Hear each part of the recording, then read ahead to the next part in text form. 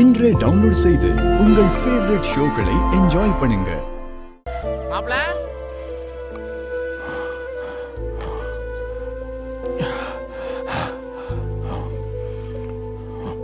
என்னடா பண்ணிட்டு இருக்க?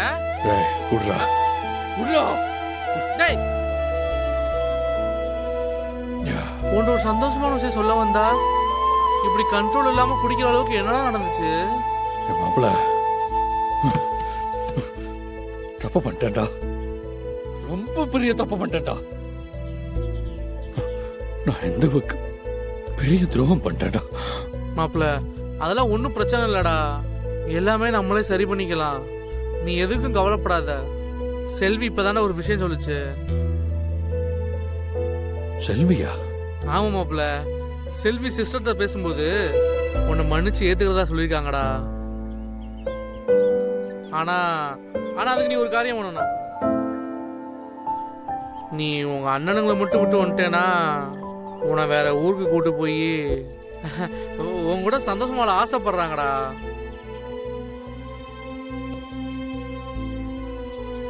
மாப்பிள எவ்வளவு சந்தோஷமான விஷயம் சொல்லிக்கிட்டு இருக்கேன், இப்படி எதுவுமே சொல்லாம ஏன்டா அமைதியா இருக்க? உன் வாழ்க்கையில இன்னொரு வாய்ப்பு கிடைச்சிருக்குடா, திரும்பி இதெல்லாம் கிடைக்கவே கிடைக்காது. அதை மிஸ் பண்ணாதடா. மாப்பிள என் வாழ்க்கை நேத்தே முடிஞ்சு போச்சுடா. இதுக்கப்புறம் இந்த என் வாழ்க்கையில இல்ல இல்ல இல்லடா. டேய் விடுடா. என்னடா சொல்ற? சிஸ்டர் தான் உன்னை ஏத்துக்கிற சொல்றாங்கல்ல, அப்புறம் என்னடா? மாப்பிள எந்த வேணை ஏத்துக்கிறேன்னு சொன்னாலும்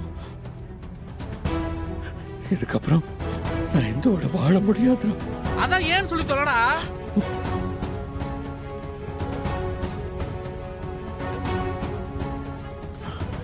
கிருபா என்கிட்ட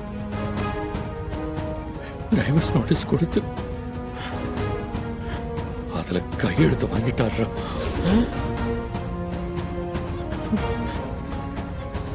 எனக்கு என்ன பண்றது தெரியலடா. என்ன உங்க அண்ணன் சொன்னதெல்லாம் பேச்ச மீறி முடியல, அதான சொல்ல வர?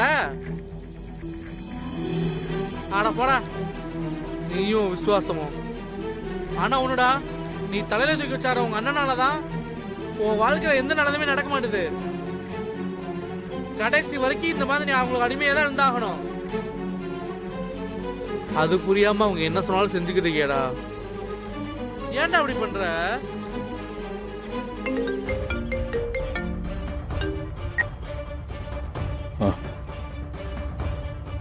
சொல்லுங்கண்ணா. டே கர்ணா, உடனே கிளம்பி வீட்டுக்கு வாடா. சரிண்ணே, இந்த போய் வந்துடுறேன்.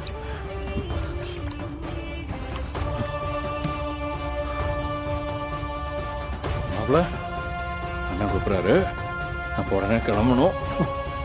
வரேன். உடனே பேசிட்டு நில்லு.